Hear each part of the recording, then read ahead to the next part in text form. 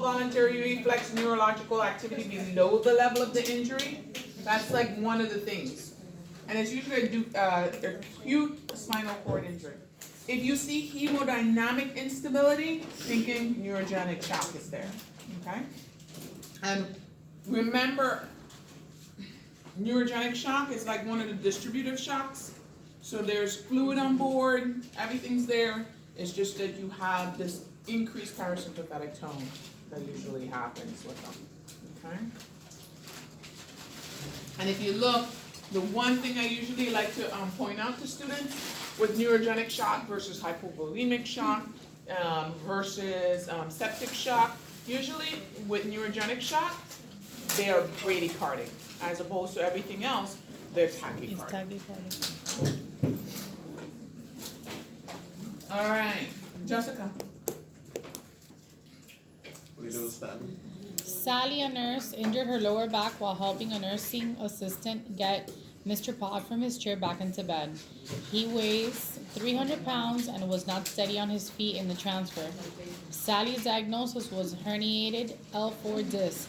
All right, so everybody should be taking their arm, their hand, and putting it on their leg. And where's my L4 symptoms?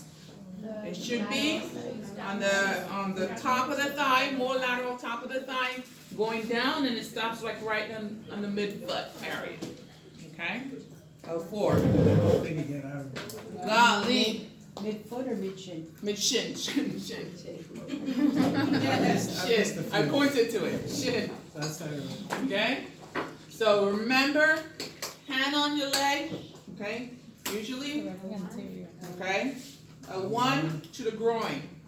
2, usually inside the thigh, but it goes down a little bit more. 3 is on the top of the thigh, it goes just above the knee area. 4, lateral anterior thigh, okay, to the shin, down the shin area, okay? And then L5, lateral thigh, all the way down to the lateral foot, down to the top of the foot, to the big toe, okay? And then S1, I have no more hands, I have no more fingers, all the way down the back, lateral foot to the pinky toe, okay? Usually what you see is pain, and sometimes they can have numbness or tingling. If it's a peripheral nerve and a reflex is implicated, what will you see? Absent reflexes, okay? Remember peripheral nerve roots, absent reflexes, okay? Central, you will see hyperreflexia, lower, okay? What's the treatment options? Usually, if you, physical therapy, ice, NSAIDs, usually that until they get worse and then you can do surgery.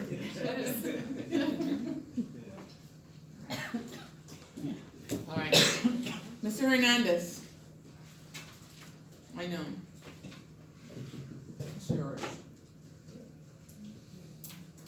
Mr. Ray was driving his 1964 Chevy Patho to a Red Sox baseball game when Neuro jumped into her front, in front of him on the highway. He swerved his car and hit a telephone pole instead. His head hit the windshield and he suffered severe head trauma. Based on his mechanism, what specific kind of head injury do you think he suffered? Usually what happened, he went like this. Deceleration. Coup, contra coup. Okay?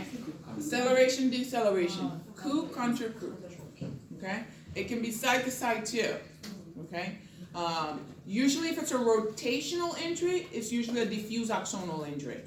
So they'll hit their head up against, remember the skull is like, has dents and ridges and all these, and it's hard. Usually if you do a rotational injury, your brain will hit up against it and you'll have a diffuse axonal injury. Diffuse axonal injury, now it looks minor on a scan, but remember we said there are millions and billions of neurons, and just the tip of a pinpoint is like a billion neurons. So remember, you're knocking out a whole bunch of them, so there's a whole bunch of pinpoint blood lesions. So they usually do worse. They're usually more devastated, okay? Even though this coup contra coup injury is gonna be pretty devastated. Okay? This guy's gonna be really, he's gonna be an asshole from the time you speak to him to the, or he's gonna be, it's either he's gonna be an asshole or he's just gonna be like flat. Like brain dead? No, he's not gonna be brain dead, but he's gonna be frontal. Remember, executive frontals, and executive function is in your frontal lobe. Learn social behavior, memory, affect, all that is housed in the frontal lobe. Behavior, discrimination, all that is housed in the frontal lobe. Okay? Usually, people like this, they either have no inhibitions, because their ability to discern what's socially acceptable is completely gone. Or they come like really flat, and they are like, they sit there and you don't even know they're there, they don't speak, they don't interact, those kind. Okay? So this is what your coup contra coup injury is. You don't always have as much of an injury on the back, but you can, okay, bleed on the front and on the back. And the front, primary impact, back is secondary impact. Okay? All right, this is a very long one. Who wants to volunteer? Erica. I saw you just really wanted to. Yes. A 45-year-old male resident of Minnesota was brought to the emergency department in January because of fever, confusion, and inability to talk. His wife reports that he had generalized malaise, headache, and low-grade fever for 3 days with no other specific symptoms. Several hours before coming to the ED, he was noted to have progressive lethargy and confusion and lost his ability to speak. He had not had nausea, vomiting, diarrhea, nor focal weakness or seizures. He was previously in good health, took no medications, and denied recent travel out of the U.S. There were no recent insect bites or pet exposures. On physical exam, his temperature was 38.3, and other vital signs were normal. Expressive aphasia was noted, but there were no focal findings or nuchal rigidity, and the pupils were equal and reactive to light. There were no petechiae, splinter hemorrhages, subconjunctival hemorrhages, or heart murmurs. And the fundi were normal without papilledema. A lumbar puncture was performed, and the findings from the CSF were as follows. Leukocyte count 150 with 90% lymphocytes. Erythrocytes 500, protein 125, and glucose 50. And no organisms were seen on the gram stain. After the lumbar puncture, he developed progressive weakness of the right upper extremity. Okay, this is a lot to swallow, but we're gonna break it apart, and you're gonna swallow all of it. Like, you know, you swallow everything one chew at one bite at a time. So we're gonna do one bite at a time. Okay. So he comes in, fever, confusion, and inability to talk. So he has fever, confusion, inability to talk. So if he has inability to talk, is it a structural lesion in the brain that you're worried about? Because where is his speech center? Brain. So right off the bat, we know that this guy has some kind of infection in the brain. Correct? Yes. Okay. And we're not thinking meningitis if he has a focal lesion in the brain, are we? Not if you don't want to think about it. Could be an abscess, could be. Not But, meningitis, you said, not. well, right now we're seeing that he has speech difficulty. No, no. And No so, knuckle rigidity. and he has no nuchal rigidity. So, is it the meninges that's being affected here? No, I'm thinking that it's something in the brain parenchyma that's causing this, because I just knocked out a part of his speech center. And his speech center is not in the meninges. So I'm thinking, okay, this is brain tissue related, correct? We followed so far? Are we good? Okay. He has fever, he has inability to talk, and we're thinking there's some kind of infection going on, and it's not in the meninges, it's probably in the brain parenchyma. Correct? All right. So he has generalized weakness, so he's malaise. Okay, so this is not something that's affecting one side more than the other because his weakness is generalized. It's probably the viral load that's causing him to be having this generalized weakness. So it's whatever the infection is that's causing the malaise type symptoms. It's not a structural lesion causing the weakness. Because if it was a structural lesion, it would be on one side, not both sides. Unless he has both sides that are impaired. Correct? All right. Progressive lethargy and confusion. That's telling me something whole brain also, something may be going on. Okay, he's had no nausea or vomiting, focal weakness or diarrhea.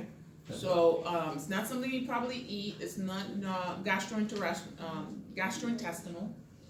He was previously in good health, took no medications. I'm not thinking this is a stroke because he doesn't have a hypertension issue. He's a pretty healthy person. So it's probably not a stroke, and he doesn't have any focal weakness in the arm or legs, just the speech. So in my back of my mind, I'm thinking this is an infection, but I can't rule out stroke now, can I? No, I can't, because he has the speech difficulty. So I have to keep the stroke in the back of my mind. I have to keep that there. I have to keep infection in the forefront of my mind because everything says infection. But I can't rule out a stroke at this point. Can I? No. I can't safely do that. Okay. So he has not any recent travel outside the United States? No. Things like when we talk about recent travel outside the United States with somebody who has confusion, lethargy, we think of things like Creutzfeldt-Jakob disease, which is a prion disease. You like call it mad cow disease, those kind of things, and you see those in like Central America and things like that. You can think of things like if he was previously sick or he had some kind of like immunosuppression. You could think about what do you call it? Not dengue, but what do you call it from cats? Toxoplasmosis. Toxoplasmosis. You can think of toxoplasmosis, things like that. But in this person, he's been previously healthy, nothing to go, unless he has some kind of cancer we didn't know about, and now he has a toxoplasmosis because he was immune suppressed. All those are very possible, okay? So we're thinking all those things now. Remember, when you're seeing a patient, you have to think everything. So everything has to be in the forefront of your mind. You cannot rule anything out until you've done diagnostic tests, okay? He's not having any seizures, that's good. No insect bites, because we're looking for things like Lyme disease, right? Lyme disease will tell us, okay? And so he has no insect bites, so we don't see the bullseye rash on him, and that would tell us Lyme disease. He hasn't been hunting or anything like that, okay? And I'm talking about all this because Dr. Leal, I know, covered a lot of this in the video, okay? Okay. On physical exam, his temperature was 101, so he has a temperature, and it's not subjective fever, it's a real fever. He's expressive aphasia, but there are no focal findings of nuchal rigidity. His pupils are equal and reactive. There's no brainstem compression. Okay, there's no cranial nerve abnormalities at this point. There was no petechial sphincter hemorrhages or subconjunctival hemorrhages or heart murmur. So we're not thinking that this guy has like a bacteremia that's gone to the heart. There's no vegetation on the valves, so there's no endocarditis either. Okay. The fundensors are without papilledema, so we're not thinking this is a problem which are like a intracranial hypertension or anything like that at this point. Lumbar puncture. CSF, there is leukocytes. There should be no leukocytes in the CSF. It's a sterile environment. So the minute you see that there's leukocytes, you know that there is actually an infection, okay? 90% lymphocytes. That tells me it's predominantly lymphocytic, it's viral, okay? Erythrocytes, he has some blood there and he has protein, he has a lot of protein. His glucose is 50. The normal glucose in the blood, the CSF is about 2/3 the CSF in the blood. So I have to see what his blood serum glucose is to even make a determination, but it's greater than 40, so it's probably normal. It's not bacterial, no bacteria is eating the glucose. If it was bacterial, it'll probably be lower, okay? Especially if he has a normal blood glucose. Does that make sense so far, guys? Yes. Okay. Everybody following me, nobody's lost, right? Okay. No organisms on gram stain. So we know this is definitely not bacterial. So we have a sterile culture, okay? After lumbar puncture, he develops a progressive weakness in the right upper extremity. What's going on? Where does this say that? Oh, there. The last line. Yeah. Okay. So what infection can occur in the brain parenchyma? Sorry? It can be an empyema. It can be an abscess. What else? Encephalitis. Okay? Because if it was an empyema, we would have bacteria. We don't have any bacteria. So, encephalitis. What's the number one cause of encephalitis? I think Herpes. It's usually herpes encephalitis. How would we treat this? We're going to put them on an antiviral, so acyclovir. All right? And we did not kill this patient, even though he came in looking like a hot mess. Look, we saved him. Because we took his case on one bite at a time.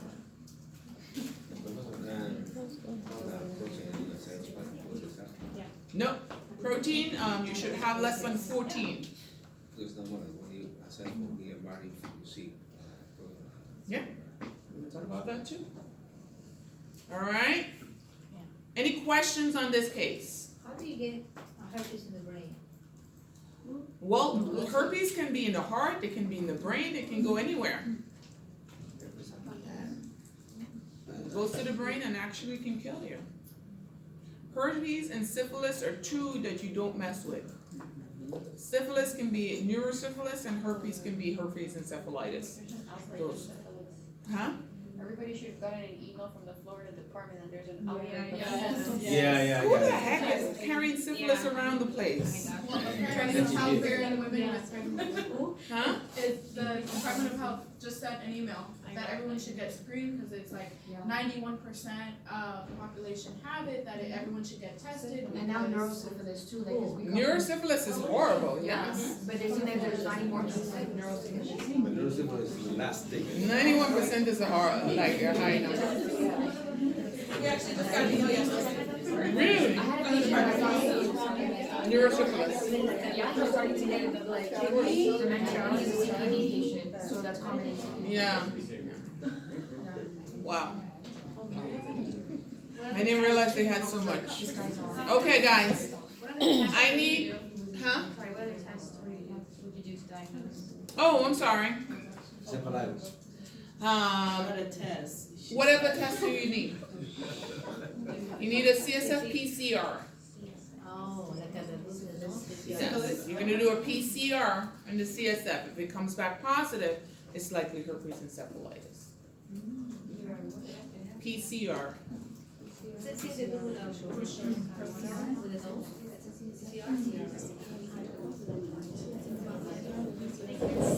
All right, guys. So I need someone who is so confident because they listen to these videos and they know what's going on to explain meningitis for me. I need someone to explain the differences between bacterial meningitis, aseptic meningitis, fungal meningitis, and tubercular meningitis. How did you print this? I just posted it today. No, I didn't. This is the other one. This is Dr. Lea's video. I know you don't like this, but She automatically sent it to print when you uploaded it. I was like, I'm sending it at 11:30. So nobody can print it. All right, Joanna. I thought you said you wanted to. Come on, Joanna. Give a shot at it. Come on, Joanna. Tell me. Bacteria is with bacteria. Bacteria is with bacteria. Good. Bacteria kill viral. Really? Aseptic is viral, I think. Aseptic is viral. Yes. Aseptic just means that there's no bacteria there. Okay? So that's what the aseptic is. All right. Okay, so tell me what the bacterial meningitis CSF looks like. Could be cloudy, yes. Protein, high protein. What else? Low glucose because the protein needs the sugar. What else? All of them gonna probably have leukorigidity. Protein, yes. White blood cells. White blood The cells, neutrophils. okay, predominance of neutrophils, Neutrophils. and usually they have a high opening pressure. A high opening pressure, so usually when they do the CSF, when they do, the lumbar puncture, the CSF shoots out, so you have a high opening pressure, okay? And usually you have a higher opening pressure with bacterial than you do with aseptic. Okay? So, bacterial, pia mater, arachnoid, space, ventricular system, and the CSF. Meningococcus and pneumococcus are your number 1 and number 2.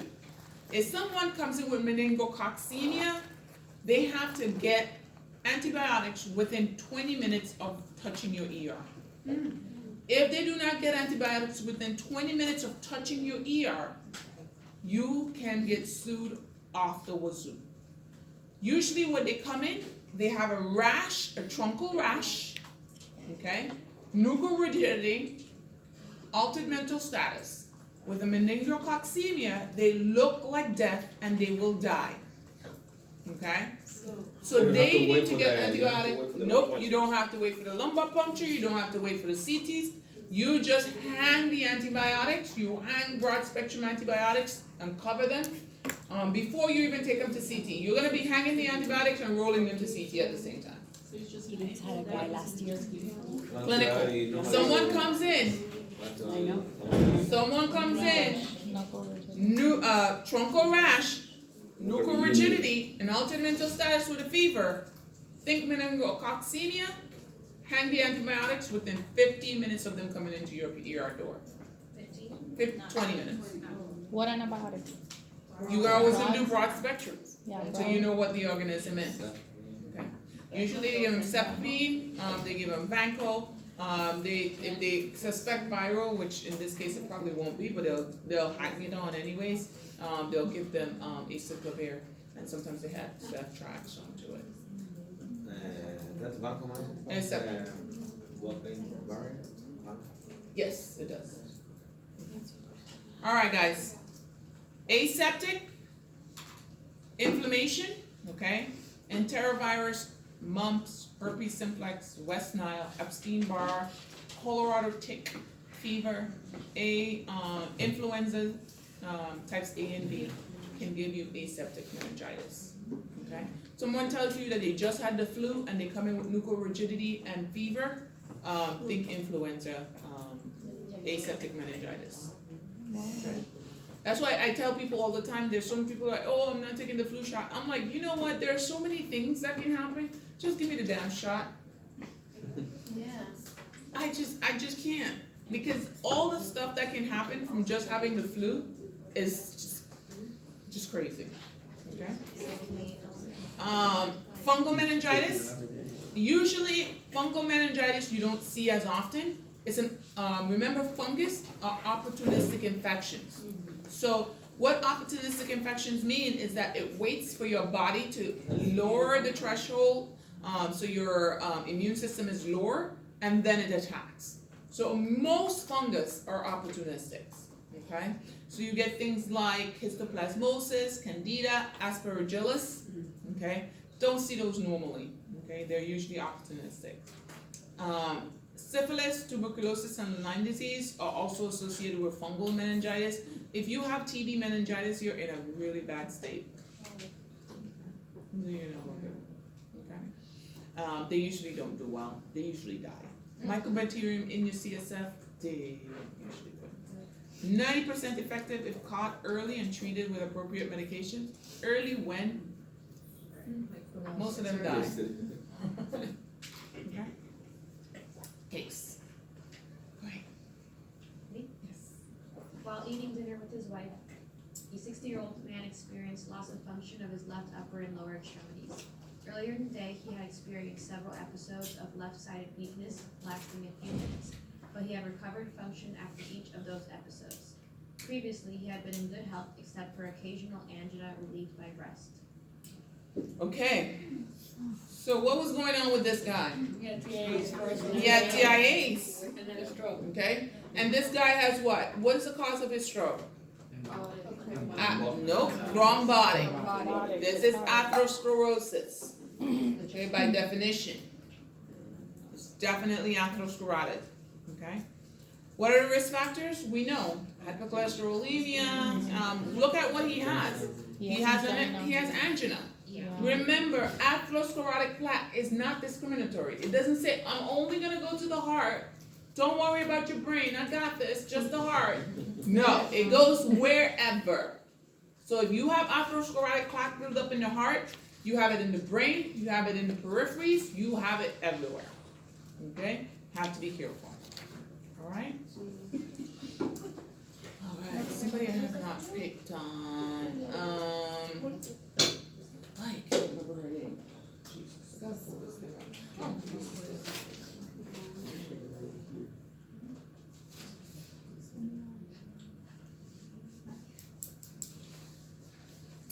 You guys emailed me yours. Yes. What's your name again? Karen. There you go. This is yours. Huh? I think you skipped one. Oh, there we go. Sorry. There we go. A 42-year-old woman presented the ED at 8 p.m. Mildly Somnolent.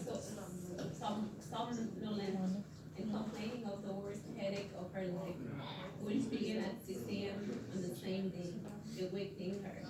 She took Tylenol twice during the day with some relief. At noon, she started to have nausea with vomiting. By 3 p.m., she had developed right arm and leg weakness. She denied any head trauma. Which of the following is the most likely diagnosis? Okay. So why isn't it contusion? She didn't have head trauma. Why isn't it epilepsy? She didn't have She didn't have a seizure. Hypoglycemia? It could be, but It could the be. right arm and leg weakness. And The worst headache. worst headache of our life. Before, even if it's not a subarachnoid hemorrhage, you want to rule that out first. Okay, that's gonna always be your number one go-to. This is the worst headache of my life. I've never had this headache before. You don't even think about it. You're like, oh, I'm wheeling this patient to CT. Okay, don't even wait. This patient may be having a subarachnoid hemorrhage. Okay, so unless they're crazy people, we don't have them needed. We do have. Well, we do, but okay, Nicole. A 50-year-old man with a history of atrial fibrillation has been taking Coumadin daily 10 milligrams over the last 5 days. He traveled to California with his wife and left his medication at home. He realized this after 5 days. While traveling as a passenger in the car, he developed sudden left-sided body weakness and loss of vision. His symptoms lasted for several weeks. Which of the following is most likely diagnosis? Embolic stroke, okay? Because it came from his atrial fibrillation. Good, you guys are so good. You're learning. I like it.